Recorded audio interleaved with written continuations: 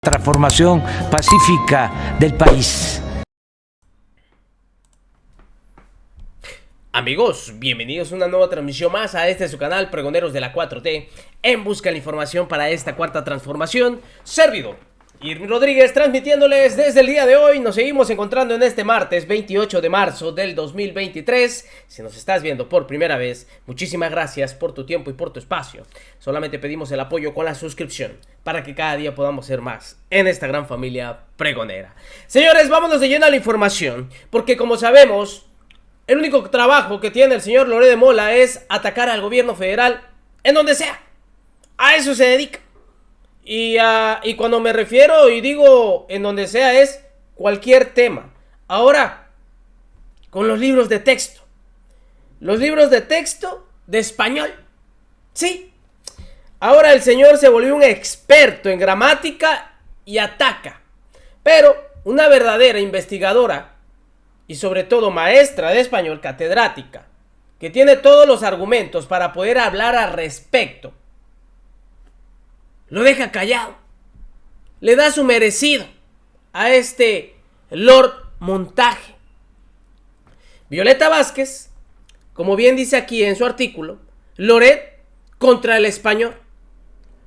Y simplemente le detalla al señor Loretito lo que realmente hay en estos libros. Pero todo lo quieren agarrar para atacar. Esto es muy importante saberlo, señores, porque ahora, y lo digo porque importante, porque va sobre los niños. ¿Por qué más? Son libros de texto de primaria. Y ahora queriendo dar a entender o dar alusión de que este gobierno quiere ir sobre los niños desde sus bases para hacer de las suyas.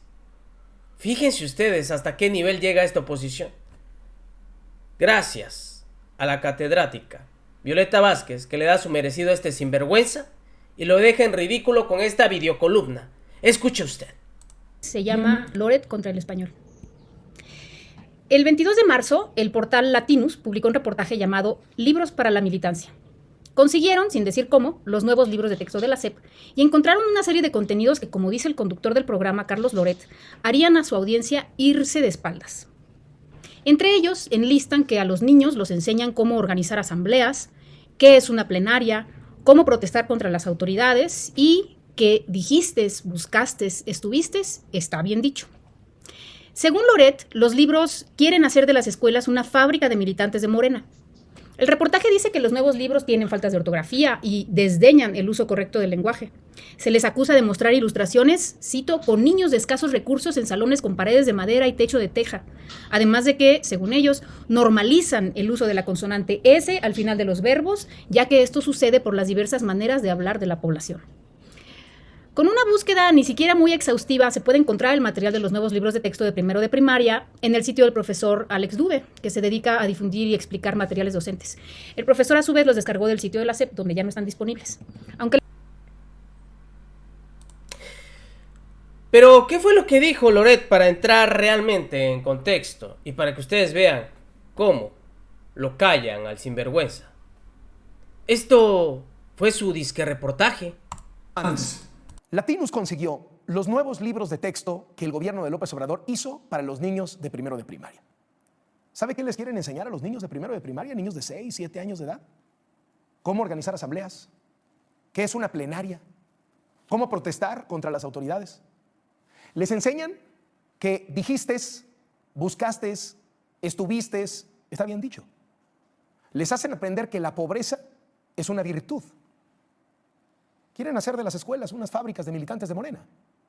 Es el legado ideológico de López Obrador incrustado a los niños a través de los libros de texto. Libros de texto que no han revisado los maestros, que no han revisado los gobiernos de los estados y que no han revisado los padres de familia, que por cierto es lo que marca la ley que el propio López Obrador impulsó en su reforma educativa llamada la Nueva Escuela Mexicana.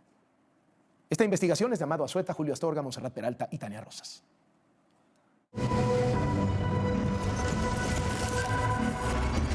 Los nuevos libros de texto gratuito de primero de primaria buscan fomentar la militancia y conceptos que piden a los niños de 6 años no sentirse especiales o únicos.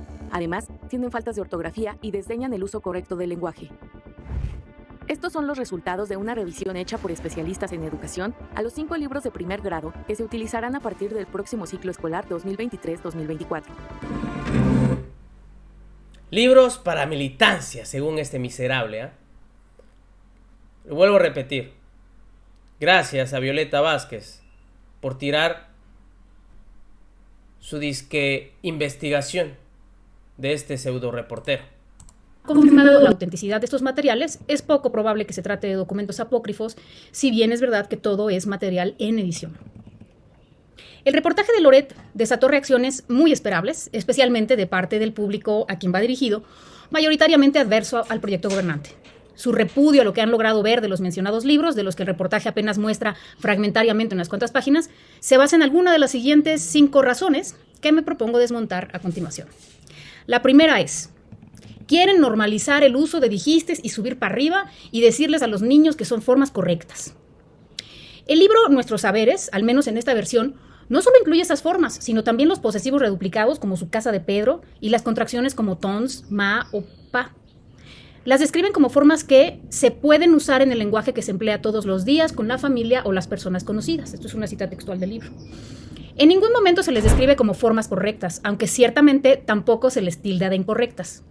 El libro dice explícitamente que hay 2 formas de entender lo que pasa en una lengua. Una que considera que hay maneras correctas e incorrectas de hablar, la postura llamada prescriptivista, y otra que sin usar estos calificativos simplemente consigna lo que los hablantes de hecho dicen, sin juzgarlo como formas buenas o malas de hablar. Esta postura, la descriptivista, es el punto de vista que adoptan los estudiosos científicos del lenguaje. Es decir, el libro, si algo hace, es cambiar un enfoque normativo por uno más actualizado y más sustentado en la ciencia. Esas formas de hablar que se consignan, además, son muy frecuentes y bastante extendidas no solo en México, sino en varios países hispanoparlantes. No porque ahora se hable de ellas en un libro de texto, la gente las va a usar más. Antes al revés, se habla sobre ellas y se reconoce su existencia precisamente porque la gente, y especialmente los usuarios de esos libros, las usan. La razón por la que a estas formas se les ha tildado de incorrectas es porque se asocian con el habla de las clases populares, urbanas o rurales, y que en tanto tales se desvían de la llamada norma culta o español estándar, como nos gusta más decirle. Recordemos que el llamado español estándar no es la lengua coloquial de nadie, es una forma idealizada, institucional e institucionalizada que se espera que se use en situaciones formales, en comunicaciones académicas, oficiales y en medios de comunicación. Si nuestra manera de hablar se desvía de esa norma, no es porque hablemos mal español, sino porque hablamos una variedad cotidiana, apta y adaptable, como cualquier variedad, a las distintas situaciones de comunicación en las que nos involucramos. Eso simplemente es lo que reconoce el libro. Para sustentar que nuestra aversión contra dijistes se debe al estigma social que se asigna al habla popular y no a que la forma sea gramaticalmente anómala, voy a poner este ejemplo. Cada vez hay más gente con educación universitaria, incluyendo altos funcionarios, que concuerdan el existencial haber en plural y dicen, hubieron problemas, o si no hubieran guerras, no habría miseria, etc. Este uso es completamente divergente de la norma. En sus palabras sería incorrecto, pero al no asociarse con habla de clases populares, no se le considera marca de ignorancia. En realidad, lo que consideran ignorante es el habla de las clases populares, no el habla de todos los que se desvían en mayor o menor medida de la norma académica, que somos prácticamente todos los hablantes de español. La segunda razón es esta de, si cada quien habla como quiere, ya no nos vamos a entender. La verdad es que nadie aprendió a hablar español con su libro de texto de primaria. Todos adquirimos nuestra lengua materna en la casa donde crecimos, donde nos habló primero nuestra familia, nuestros padres y nuestros hermanos. Por eso se llama lengua materna. La variedad de lengua que hablamos, además, siempre tiene la impronta de este primer hogar. No solo hablamos con el habla distintiva de nuestra región, sino también de nuestra clase social y de nuestro grupo de edad, en suma, de nuestra comunidad de habla. Por eso podemos muchas veces saber de dónde viene alguien, de qué lugar, de qué época y de qué estrato socioeconómico, por la manera como habla. A todas estas distintas maneras de hablar nuestra lengua les llamamos variantes del español y no las consideramos idiomas distintos precisamente porque son mutuamente inteligibles. La noticia, pues, es que siempre hemos hablado diferente, es decir, diferente a otros grupos sociales, y también hablamos igual, es decir, igual a los otros miembros de nuestra comunidad de habla. No es verdad que los libros de texto que reconozcan esta diversidad acaben con la comunicación. La tercera razón. Lo que pasa es que quieren que todos hablen como el presidente. El historiador Federico Navarrete dijo alguna vez en una entrevista que si bien López Obrador no era el primer presidente plebeyo de México, sí es el primero que no trata de disimularlo. Esto es muy evidente en su manera de conducirse, en el trato que tiene con la gente, en los lugares que escoge para comer o los medios que usa para transportarse y también emblemáticamente en su manera de hablar. Son ampliamente conocidos y criticados su elisión de la S, el dequeísmo que salpimenta sus largas y bien documentadas notas históricas y desde luego las S finales del pretérito, como cuando le dice bromeando a su esposa, te rayastes. A sus opositores les molestan todos estos rasgos porque son marcas indiscutibles de su origen social y no se acostumbra en este país que los altos funcionarios que crecieron en estratos populares no hagan todo para renegar de ellos. Los libros de texto no están inculcando a los niños a hablar como el presidente. Por el contrario, el presidente es el que hablan como hablan amplios sectores de la sociedad. De hecho, gran parte de la eficacia de AMLO como comunicador político está precisamente en no ocultar este legado. Le habla a la gente en una manera que les es familiar, cercana, que les permite reconocerlo como uno de los suyos.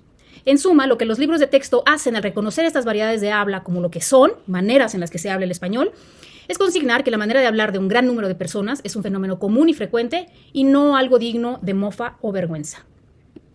La cuarta. Si no les enseñan español correcto a los niños, van a volverlos blanco de burlas y discriminación. Esta crítica es curiosa porque viene de voces más progresistas e ilustradas.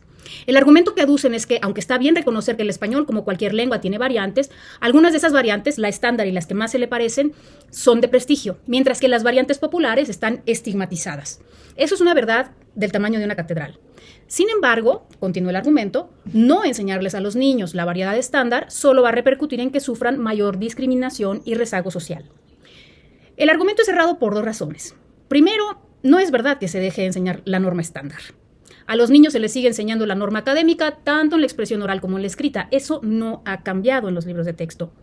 Segundo, lo que sí se les enseña a los niños es a no sentirse menos por la variedad de español que hablan y a no discriminar a otros por hablar diferente.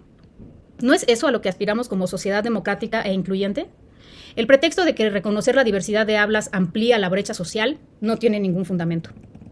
En suma, ninguno de los grandes temores que trata de infundir el reportaje de Loret sobrevive al más leve escrutinio racional. Esto, desde luego, no lo digo para convencer a los detractores del presidente que ni aunque se les muestren los resultados de más de 100 años de ciencia del lenguaje, van a cambiar sus prejuicios por razones. Me interesa más que quienes apoyan un proyecto que combate abiertamente el racismo y el clasismo comprendan que detrás de nuestras ideologías sobre el lenguaje hay mucho de estos dos flagelos y que ese es el tipo de problemas que trata de enfrentar la nueva escuela. Habrá cosas que criticarles a los libros de texto, la adecuación de las actividades, la relación con los programas, la coordinación con otras materias, etc., pero eso ya lo analizarán desde su experiencia los docentes y los padres de familia. También hay que recordar, por último, que como reportó en su momento Hernán Gómez Bruera, hay una batalla entre las grandes empresas editoriales y la Comisión Nacional de Libros de Texto Gratuitos, la CONALITEG, pues este gobierno canceló los contratos millonarios con los que estas empresas producían los libros. Apenas hace unas semanas, en la inauguración de la Feria Internacional del Libro de Minería organizada por la UNAM, el presidente de la Cámara Nacional de la Industria Editorial Mexicana, Hugo Setzer, se quejó de que la SEP no les ha informado sobre la cancelación de los contratos para la producción de los libros de texto. Según el reporte de Gómez Bruera, lo cito, las ventas en este ámbito abarcan más de 350 títulos, más de 37 millones de ejemplares y una facturación total que es casi la mitad de todo lo que ingresa en la industria editorial mexicana. Las empresas privadas están perdiendo un negocio multimillonario al no ser más las beneficiarias de los contratos de la CONALITEG.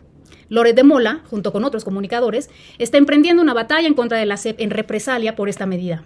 Y su mejor arma es, como siempre, explotar el prejuicio de una clase media que se cree ilustrada y en la que remueve el temor de que este gobierno no solo es de ignorantes, sino que quiere hacer ignorantes a todos. Ojalá comprendan que solo los está usando. Muchas gracias. Tómala. Y qué bueno, y lo vuelvo a decir, por parte de Violeta Vázquez Rojas, quien hace pedazos ese disque reportaje de Loretito. Nos vemos en una siguiente emisión, señores, que sigan pasando un agradable día. Servidor Irving Rodríguez transmitiéndoles desde su canal. Recuerden, estamos en busca de la información para esta cuarta transformación. Nos vemos. Hasta la próxima.